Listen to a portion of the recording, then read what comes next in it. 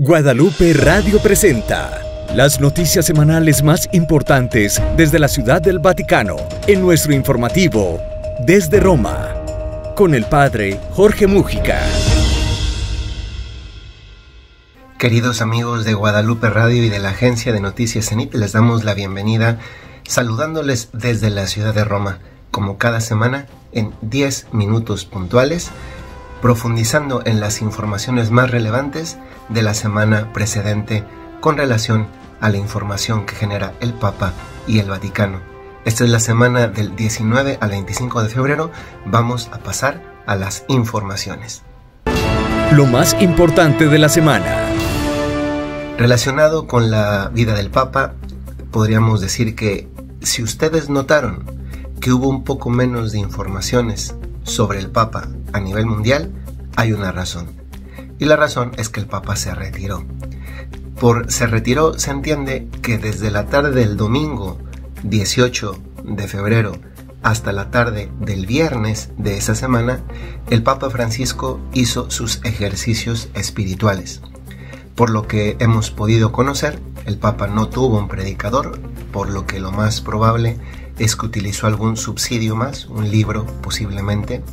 De eso algunas pistas nos da los libros que el Papa regala a los cardenales en los saludos navideños o a los sacerdotes al final de la misa crismal del Jueves Santo, porque son los momentos que el Papa puede dedicar a una profundización mayor sobre temas de vida espiritual. También la mayor parte de la curia romana estuvo en una semana de ejercicios espirituales.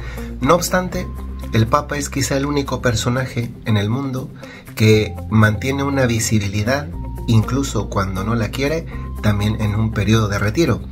Lo hemos visto porque a lo largo de la semana se han producido varios nombramientos en varias diócesis del mundo, del campo latino, de Brasil y de Argentina, aunque no solamente. Hay un nombramiento especialmente interesante y una renuncia que el Papa también acepta especialmente interesante. Y me refiero al nombramiento del secretario del Dicasterio para la Promoción de la Unidad de los Cristianos.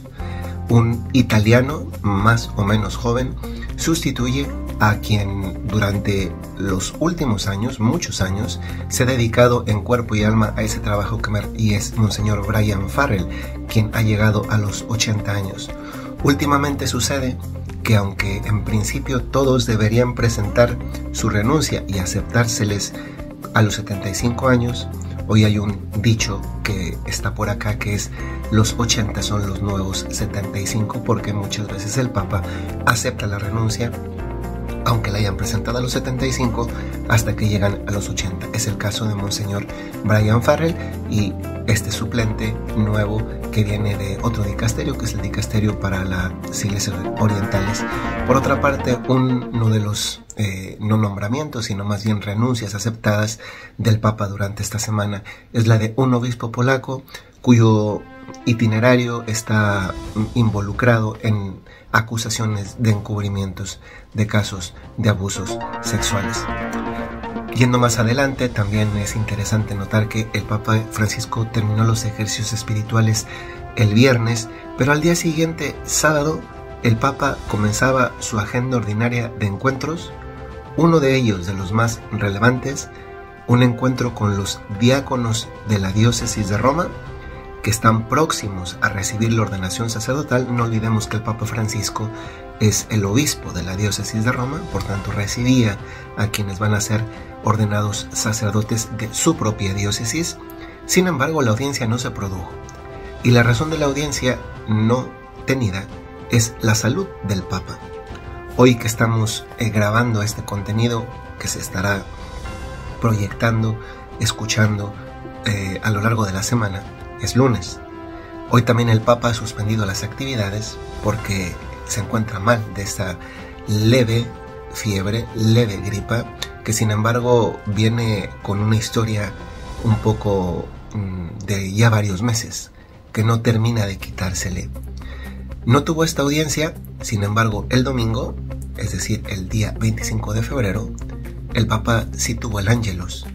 Y en el Ángelus subrayó un evento, una conmemoración importante, y ha visibilizado una vez más lo que ha sido una constante de visibilización por parte del Papa, y me refiero a la invasión rusa de Ucrania.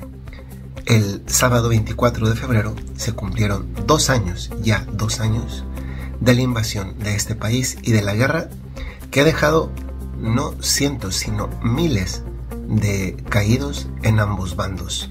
Y por tanto, en el fondo, muchas familias en las que hoy falta un miembro más de esas familias. Pasando finalmente a alguna última información sobre el Papa, el Santo Padre no estuvo presente en la primera predicación de Cuaresma. No olvidemos que durante 2 periodos litúrgicos, el de Cuaresma y el de Adviento, el predicador de la Casa Pontificia, Cardenal Cantalamessa, ofrece cada viernes una predicación que ayude a vivir a la Curia Romana y al Papa mejor ese periodo litúrgico. Sin embargo, ese viernes ya estaba la silla vacía del Papa, estaba desocupada, había muchos otros miembros de la Curia Romana presentes, pero el Papa no. Esto hace sospechar que en realidad esa leve gripa no comenzó el sábado por la mañana, en que se comunicó que no habría audiencias a lo largo del día, sino que posiblemente comenzó durante la tarde, que el domingo el Papa se sobrepuso con un esfuerzo destacable para decir el Ángelus, que fue la única actividad pública, y este lunes el Papa no termina de mejorarse. Vamos a pasar a continuación a información sobre el Vaticano en general. Hay 2 noticias que han acompañado a lo largo de la semana. Por una parte, en Alemania hubo la Asamblea General del Episcopado Alemán. Todos los obispos de las diferentes diócesis católicas alemanas se reunieron del 19 al 22 de febrero en Augsburgo, Alemania, para su Asamblea General. Esta es una constante. Muchos episcopados en el mundo tienen 1 o 2 encuentros llamados asambleas generales, porque se reúnen todos los obispos, también los obispos auxiliares, también los obispos eméritos, y discuten un tema. En este caso, uno de los temas más espinosos por tratar era la constitución de un comité sinodal.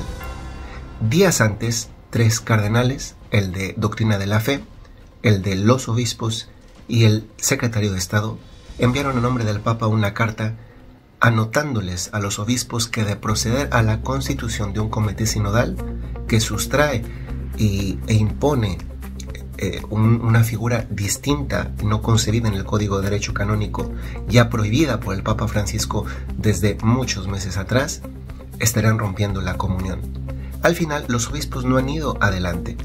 Yo quisiera subrayar un elemento que vale la pena considerar en todo esto, y es que en el fondo, al menos hasta este momento, elemento positivo, los obispos alemanes obedecieron y en ese sentido mantuvieron la comunión con la Iglesia, en lo que hubiera sido un cisma de no haberse realizado. Segundo, que también los obispos alemanes se están enfrentando a necesidad de justificar las cosas que están haciendo. Ante todo, no son todos los obispos, porque hay otros obispos que se han mantenido, como se dice en una expresión popular, al pie del cañón, tratando de mantener a toda costa la unidad con la Iglesia Católica. Y finalmente, a mitad de semana se produjo una interesante rueda de prensa aquí en Roma relacionada con el caso del ex jesuita Rupnik. Rupnik, este famoso artista, sobre todo por el campo de los mosaicos, había venido siendo acusado por diferentes personas de abuso sexual, psicológico, físico, espiritual, de conciencia, pero hasta el momento no conocíamos los rostros ni los nombres de algunas de esas víctimas. A mitad de esta semana se dio una conferencia de prensa y las víctimas, 2 de ellas, dieron la cara.